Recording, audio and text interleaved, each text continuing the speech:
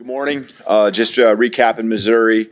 Proud of the fight of these guys, and it's not just the last 3 weeks; it's the last really 5-6 weeks since we dropped week one, and just the resiliency these guys have, and it's in games, and it's just them just sticking together. They're playing for each other.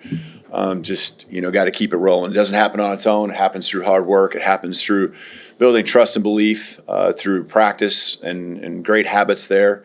And it's carrying over to the football field, helping us find ways to win when it matters most. And so team football, I think, probably some of the best team football stacking weeks on top of each other that I've ever been a part of. It's not perfect. You guys see that, but it's team. It's a team sticking together. It's a team covering for each other. Doing some of the things that we couldn't do a year ago. One side of the ball coming through, getting points on the board. The other side getting a stop, 3 and out. Changing field position that way. Kicks when we need it. Pinning teams back inside their own 20 in different games. Just playing team football, and that's what matters right now. So I think there's a toughness that we have, and we talk about toughness wins. That's mental, physical, to emotional toughness. I think proud of the way our guys, turnover-wise, continue to win that battle each and every week.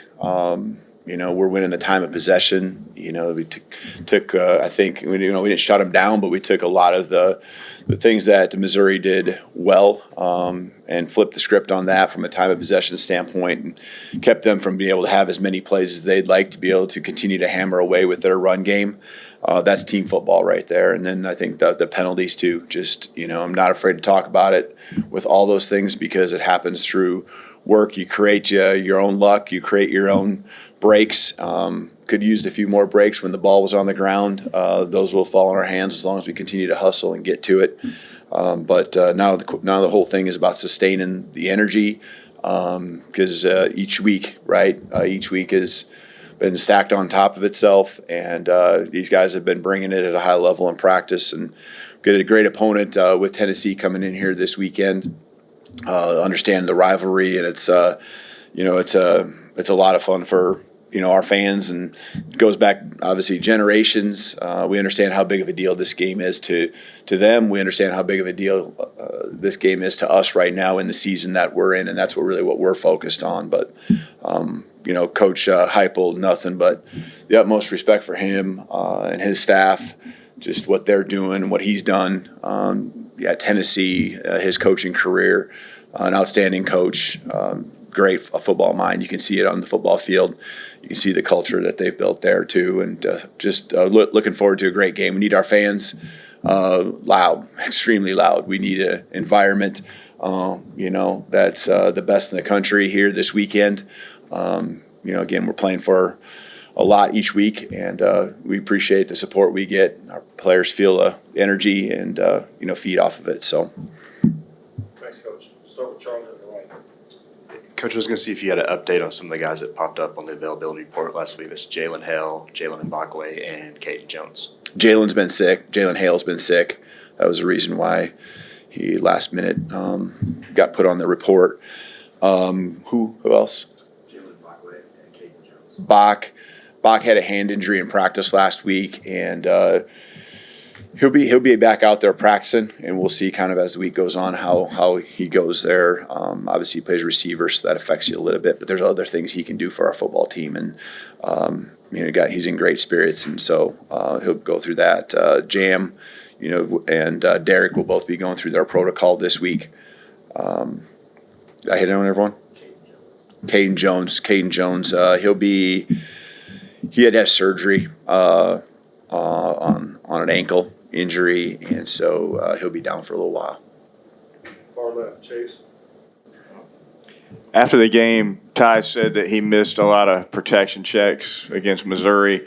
Is that ultimately completely his responsibility, or does some of that fall on Parker also? A lot of how we orchestrate it, I think, is pretty easy to see from a football mind. Just that, it starts with Parker getting things started, but Ty overrides everything. Ty makes he can see the big picture and knows really what he wants to get to, and so in the end, the quarterback whether it's a turnover and it's not his fault, it still falls on his shoulders, the protection checks. And so Ty, he holds himself to such a high level. He's going to take accountability for all of that. He's the one that needs to declare if something's not right or what he feels comfortable with, getting us into that protection. So he's, again, we ask a lot out of him. He asks a lot of himself. And it doesn't surprise me that he holds himself accountable for all of that. Let's go to Nick on the far right here. Yeah, kind of the weekly Caden Proctor question about the latest use of him. What did you see in that play, and kind of a unique setup with Parker being on the very edge of the line, snapping it backward like that? Just kind of what goes into that working? Yeah, I mean, I just think, Ryan Grubb and our offensive staff doing a great job, not just with that play, but everything we're doing, continue to force the issue, have creativity, force defenses to have to think about what's next, whether it's with that package or other things that we do. We're using it in big moments, it's something that we feel isn't just this exhibition. It's something where we feel like KP can do some things, and there's a positive in a way where we can gain yards in critical moments with him. So there's a trust that we have in him. So again, I think just in general, Ryan Grubb just doing a great job, continuing to push the envelope for our whole offense to continue to attack teams in different ways. People always think attack vertically in the passing game, but there's other ways to attack people, and do it in those moments. It's great to see our guys execute and do a good job. Got a first down. 2 questions on the front row. We'll go to Emily Grace and then Colin. Coach, when you look at the Missouri game as a whole, you mentioned the resiliency that this team has. Is there a moment that sticks out to you that really defines it, whether it was a conversation you had with the player, something you overheard, or just what you saw on the field from your team? I think there's a lot of them. I think the first drive of the game, they go down the field on us, and we respond offensively with a touchdown. And then our defense goes back out there and gets the stop, and then we respond again. No one relaxing, no one flinching, even in that just sequence, 2 offense, 2 defensive series. Then I think the beginning of the second half, when we put the ball on the ground and give them a short field, they score a touchdown. That's a time where all of a sudden we had a 10-point lead, and now it's within a minute really of time on the clock, because it was the end of the half. They got a field goal and then a touchdown. All of a sudden we're in a tie game. And so, what's that look like? And it's coming back, and you can see it. And I know your questions about certain conversations, but I think it's just the look in our guys' eyes. They're in the locker room at halftime. I've referred to this a couple of times. They're looking to solve problems. There's energy. There's excitement to go back out there and continue to execute. There's not a timidness that they have. It's trust and belief in them and their side of the ball, but it's also a trust and belief that the other side's going to get it figured out. At some point, we're going to get it figured out. The game's going to come back to us if we're behind, and we're going to continue to execute and just continue to apply pressure when we're ahead. Colin? Hey, Kalen, you already mentioned this a little bit in this opening statement, but you guys are currently tied for the longest home win streak in college football. I'm curious about what separates your home atmosphere, whether it's from past places you've been or, just in your 2 years here. What separates Alabama's home atmosphere? Mm-hmm. Yeah, I mean, it's a great environment here. I think it's the feeling you even have with the walk into the stadium, and there's just the players, we pull up in the buses and you can see everyone's ready to go. We better make sure we hold our end of the bargain too. And so, that goes into the week of preparation and the understanding of what it's even going to feel like when you're practicing on Tuesday. The excitement, that leads into wanting to make sure that we're at the top of our game on Saturday. So, and then you get in the environment and you need, crowd noise to affect the timing of the snap count for the opponent, the momentum and what that brings, when we're making plays. And so just huge to have that energy being at home. I think that would go for a lot of programs, but it's definitely a big deal here for us. Go to Katie in the middle of the room. I know you haven't been here for his whole time, but just what have you seen from Keon Keeley and his development and waiting his turn? And then Kane just talked about him having that big moment in the game on Saturday and just kind of the way he's come along. Yeah, he just has done a good job of just being patient and but there's just things there's reasons that have kept him from getting on the football field that he just continues to work on.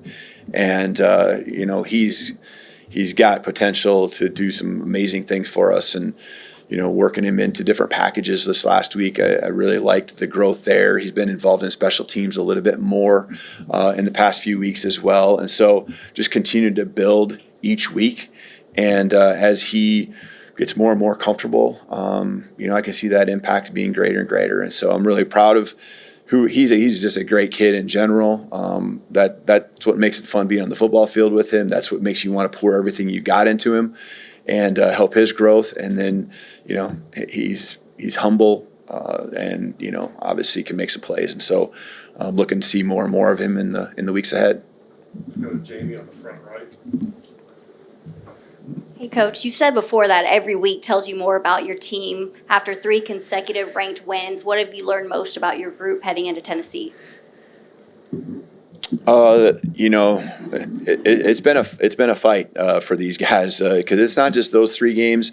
We've had our backs to the wall since week 1, and there's a bye week in there, and so I think they've done a great job of taking whatever it is that is against us or whatever the doubt is that people have for our team and taking that energy and just pouring it into what matters most, and that's our preparation. And so this is another, there's a rivalry piece to this game, but there's also now just there's a confidence that we've built through some things, but we also got to go back to how did this all start? This all started with us just really being intentional on the work that we're doing. We've referred to just shut up, show up, and do the work. I mean, that's just really what we've kind of honed in on. And in everything we do, we just have an urgency level. And I'm really proud of the guys for not falling off that standard that we had, because that's what human nature is. You get comfortable. We've had 5 wins in a row now, and our conference and the schedule keeps you from. That's one thing that keeps you from falling off the standard, because every week, if you don't, you're going to be in trouble. And so I'm just proud of the way the guys have been resilient in the matters, in the moments that matter most, and just continue to also understand how we've got there. And it's through hard work. It's through a lot of those things I said earlier with the team and the buy-in to each other, not wanting to let their teammates down. And so, again, we got a lot of room for improvement. You've heard from the coordinators and the areas that we've fallen short and the things that we feel we can do better. All right, we're going to finish up all the way in the back right. Coach, when you play tough week in, week out SEC opponents, physical, does that make you practice limited live reps, change the way you practice? I think as the season goes along, you have to continue to keep that in mind on where is your team at. How is this taking a toll? Right now, I feel we're always monitoring it, but the pedal is down right now for our guys, and the GPS and all that kind of stuff. I mean, there's other ways that we used to not be able to tell where our guys are at, and I think. From a practice habit standpoint, we practice as hard as you could imagine, and there's proof in that. It isn't just something, it's just the eyeball test. There's other pieces to it as well. But we also have to understand, with your question, that there are physical games being played on Saturdays, and there are certain guys that it hits different than others. And so, that shows up on Tuesday. It shows up on Wednesday. A lot of people read into reps and things like that. And why is this guy, his rep count down? There's probably a little bit more to that as well that, isn't seen because you're not at practice, and, who's maybe a little bit hobbled and dinged up, and, we're not making all that stuff known all the time, So I'm just really proud of the way these guys, each week, tomorrow morning, I really feel like I know what I'm going to get from our guys. I expect a high level of energy. I expect a high level of just effort, and they've risen to the occasion every week and haven't fallen off. And so that's a credit to them. That's a credit to our coaching staff for finding the ways to really keep them, on edge, keep them motivated, understand the importance of the work that we put in all day, each and every day. Thank you. You bet.